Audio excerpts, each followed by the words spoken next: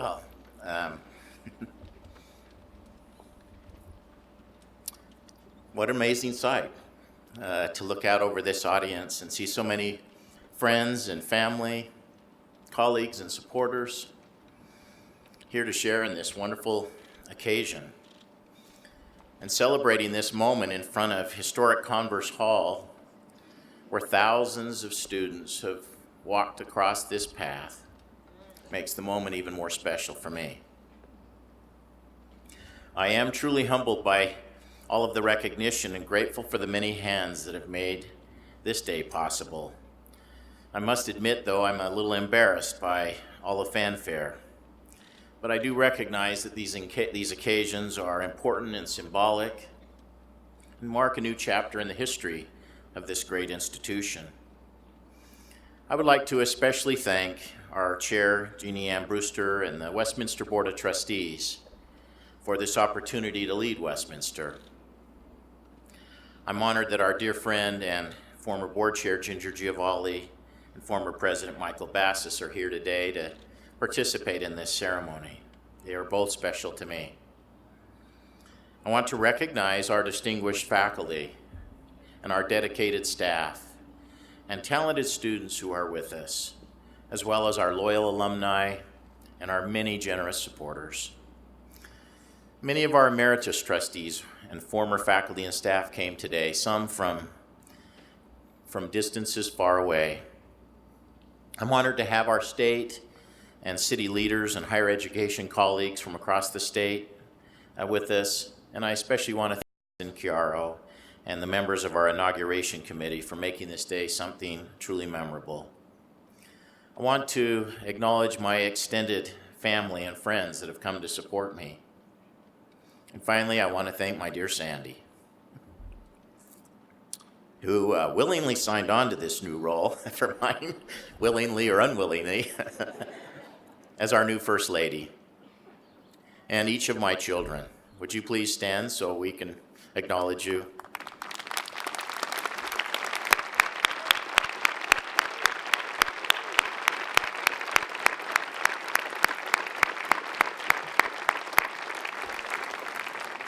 As is mentioned, I am proud that all of them are college graduates, and I have 7 grandchildren that I think are future Griffins as well.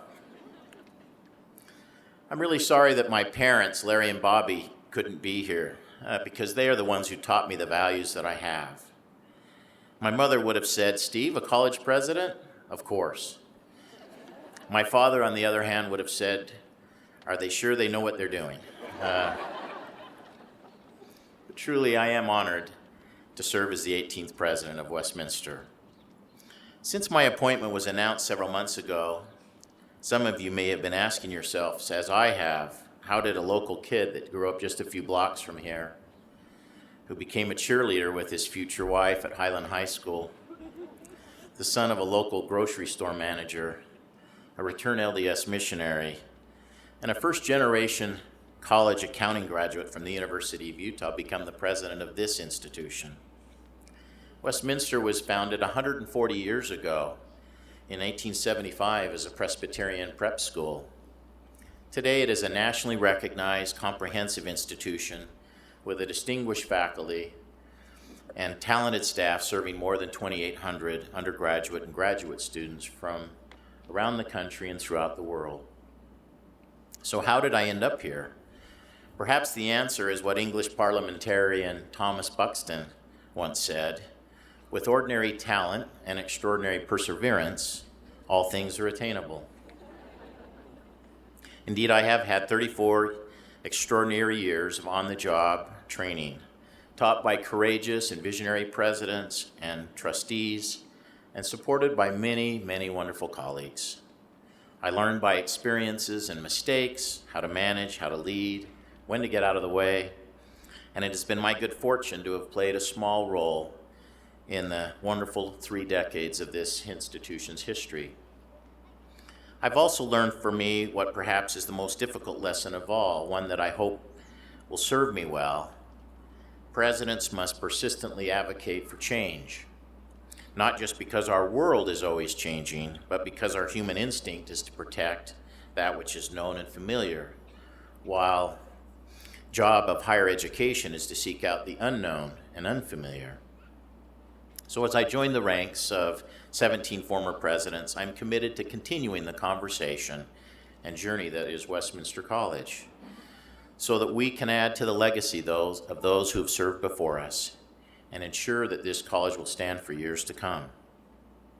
In my time at Westminster, I've been involved in the discussion, planning, and execution of most of the major goals and plans the college has chosen. That experience has given me a unique perspective about what it takes for our graduates to be informed, responsible citizens. One thing I've learned for sure, being open-minded toward change is the most important asset that a leader can have. In the world of higher education, the landscape changes every day.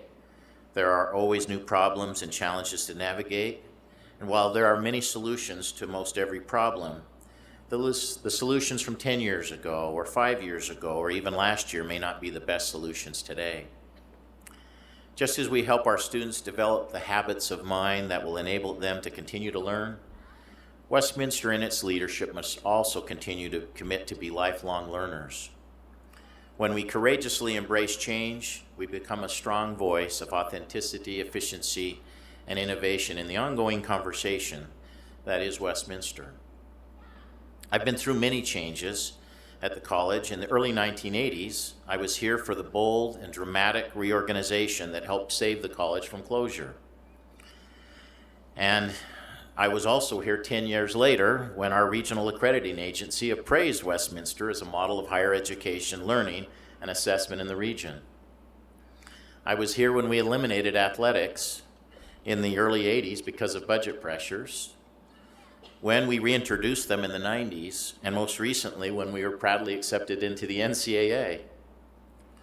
I was here when we expanded our institutional mission to include adult and professional students, and as we extended our recruiting reach nationally, so that now we recruit almost half of our students nationally and internationally, our undergraduate students. In the 80s, I was asked to develop a plan to eliminate all the on-campus student housing. And yet, since 2000, I've worked on quadrupling on-campus student housing and facilities. We've added mentoring programs, coaching positions, online learning, and new types of learning assessment. I too was part of each process. For years, I was responsible for planning and building facilities within our small 27-acre campus. But now I'm part of the team working to embrace Sugar House, the city of South Salt Lake, the greater Salt Lake area, and even the Wasatch Mountains as our expanded campus. These and dozens of other milestones and experiences and decisions have prepared me to lead Westminster. The college will continue to evolve and change in many ways that we choose, and also ways that we can't predict. But through every transition, no matter how daunting, what we can always control are our core values and beliefs. These are the keys to our identity, our strength, and our enduring success. Our core values and beliefs are fundamental to everything we do here at Westminster, who we hire, how we spend our money, to the vision we hope for our students. Above all, at every level of operation, we prioritize students and their learning first. We value mentoring, teamwork, and impassioned teaching. We strive to understand and respect differences, to engage with the wider community, and to hold ourselves to high academic and ethical standards. When we view the changes at Westminster over the years through the lens of these values and beliefs, we find that Westminster has not changed much at all. Perhaps that is why so many people on and off campus, from many generations and backgrounds, care so deeply about the college's well-being. As one of our most beloved former trustees, distinguished professor of philosophy and former Secretary of Education, Sterling McMurrin once said, "If Westminster did not exist, someone should have invented it."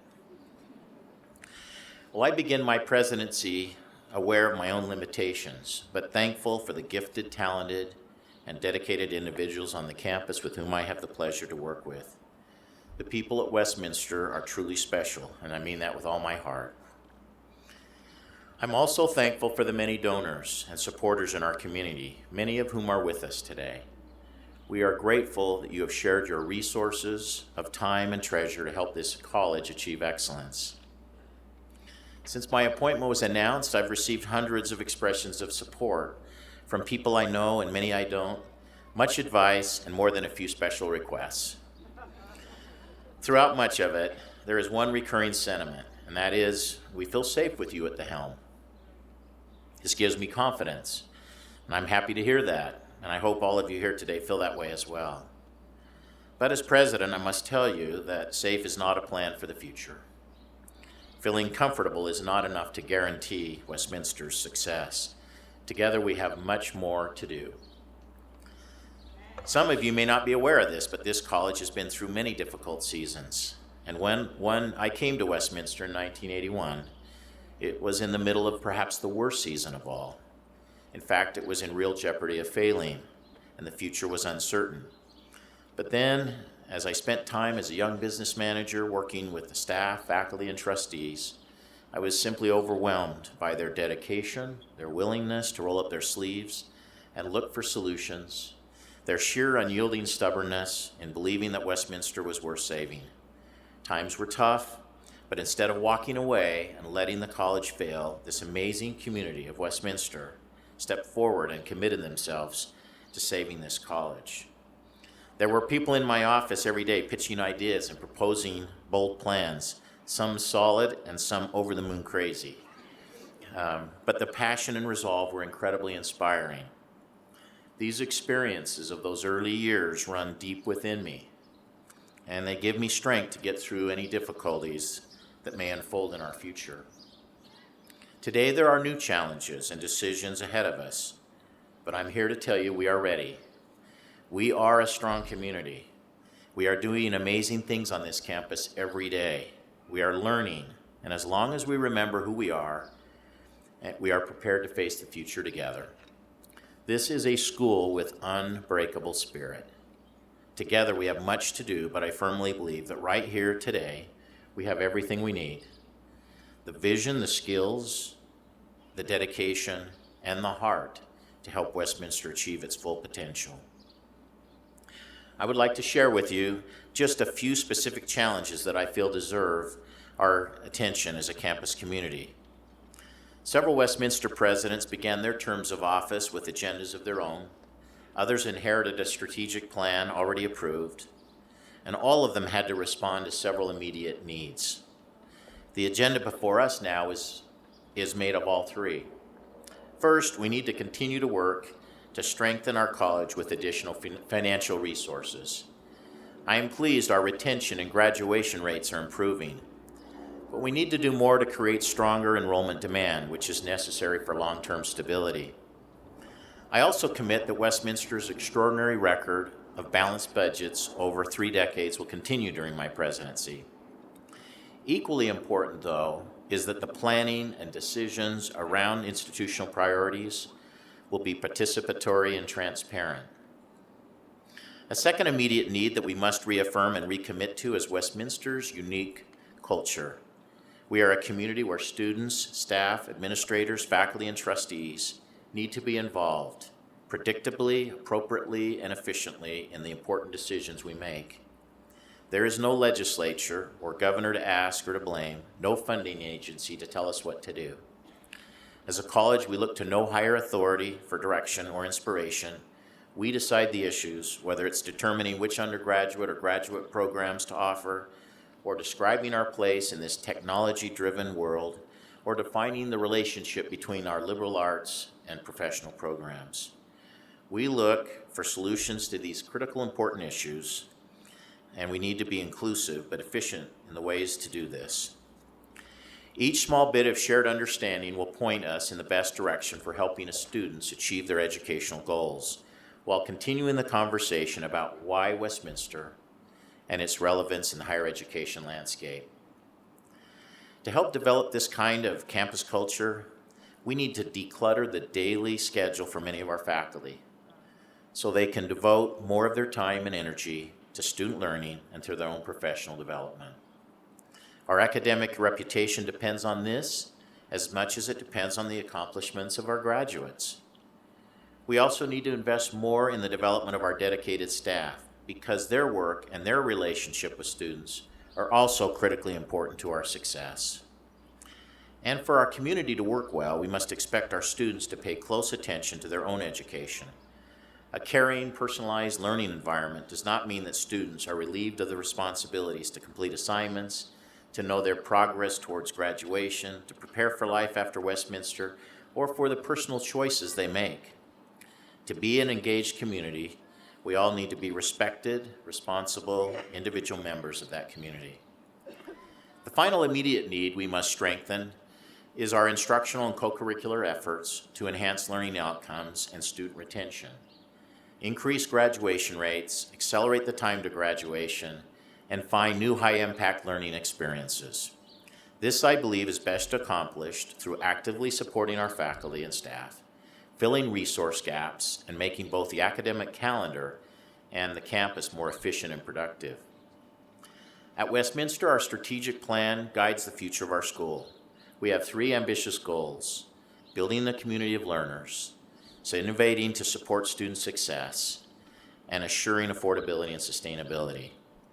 I could go on at great length about each of these goals, how they affect the practical decisions we make every day, and how we use them to plan for the future of Westminster in the grandest sense. I could tell you how each of these goals evolved from past accomplishments. They have led us into entirely new kinds of discussions and challenges. I could give you data about enrollment, tuition, and program development. However, I really don't want to fill up our time today with the many important details of our plan. If you want those things, you're all invited to attend the all-college meeting next month. Instead, I really want to take the unique opportunity to remind you of the real human reasons we spend so much time planning and thinking about these important issues, why these goals of ours really matter. Our goals matter because they directly affect the lives and learning of our students. We set financial goals so that the students studying for a big exam at 3 in the morning can focus on what they're studying, not worrying about how they pay this semester's tuition.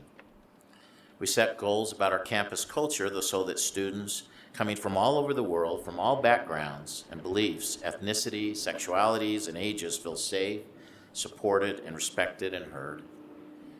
We set goals about incorporating technology and authentic forms of online learning into our classroom so that our students, who are also working parents, exhausted graduate students, and undergraduate students working to support themselves, have greater flexibility while still benefiting from a true Westminster education. We set curricular and professional development goals so that our staff and faculty are best prepared to help students make smart choices about their future. We pride ourselves on accomplishing our strategic goals because in doing so, we empower our students to achieve their own goals. That, above all else, is what Westminster is about, and everything about our mission, our vision, and our plans for the future comes down to what we believe will be best for our students. With that being said, let me briefly highlight several areas that I will focus on as a president and offer a glimpse of where we as a college and as a community are headed. We need to increase the college's financial resources, especially in the area of growing our endowment for scholarships and program support. This will keep Westminster affordable while simultaneously we work on managing costs. When I came to the college in 1981, the endowment was under $1 million. Today it is approximately $73 million. As a critical part of our upcoming comprehensive campaign, my goal is to have the endowment reach $100 million. An adequate endowment is what makes an institution sustainable, regardless of what happens to the economy or marketplace. Second, I believe that Westminster has a bigger role to play in higher education conversations in the state of Utah. Westminster has worked hard to become a nationally recognized leader among small, comprehensive institutions, especially through our participation in the new American colleges and universities. But there are many opportunities for growth in our state. In consultation with higher education, civic, and government leaders, I will be exploring how Westminster can better serve some of the state's most deserving potential students, including women, students from diverse backgrounds, and many adult learners who want to complete their degrees and who are currently underserved. We already make an important impact in the state. For example, while 50% of our 2,200 undergraduates come from outside of Utah, 85% of them remain in Utah after graduation. More than 90% of our graduate students come from Utah. So I'm pleased to have our government and higher education leaders with us today, and I invite you to explore new ways of collaborating with us. To also extend Westminster's reach and impact in our community, I'm also committed to creating additional high-profile partnerships with small businesses and larger corporations, as well as various cultural, social, service, and civic organizations. This will expand the opportunities we can make available to our students. Going to a small college that has adopted a vibrant, growing city as its campus is literally the best of all worlds. And we want to make the most of the opportunities that surround us, not only in the city, but throughout the state, taking advantage of the amazing outdoor opportunities that are just a few hours away. Third, we need to prioritize the needs, ideas, and development of our faculty and staff. Our professors and administrators work hard to unlock the talent and potential in our students. And as president, I want to play that same role for the faculty and staff. I want to energize your talents so that they can be free to innovate and accomplish the things as they see possible. Well, this presidency will not be about me. I've been here long enough to know that the best legacies are left by those who spend their time empowering others to be the best they can be. And so I look forward to many years of celebrating the achievements of our many talented people. On a final personal note, I want to talk about what I've learned from something that I love to do, and that's running. This may come as a surprise to many of you that are looking at me and thinking he doesn't look much like an athlete. But I've actually completed 26 marathons. Some of my friends could attest to that over there. And with another one coming up in a few weeks if I can get the last practice run in.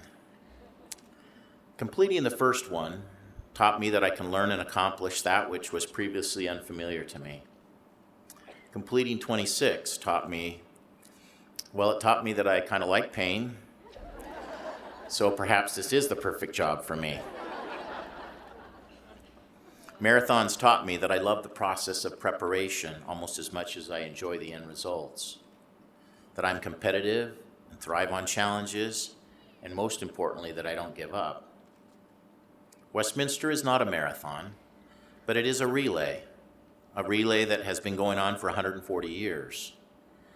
Students, faculty, staff, and trustees who came before us have handed us the baton for this leg of the race. I can promise you my full determination and effort as Westminster's 18th president. And with your expertise, goodwill, and support, we will set Westminster's path to confront and conquer the challenges we already know and respond thoughtfully to those that arise unexpectedly. Today, I am asking you, whether you are new to our community or have been here for a while, to join me in this race, to commit yourselves energetically to Westminster College's present and future, and to hold our core values and beliefs close to your heart. With pride in the knowledge that we have upheld and build upon the important legacies of this college, we too will be able to pass the baton to those who will succeed us. Thank you.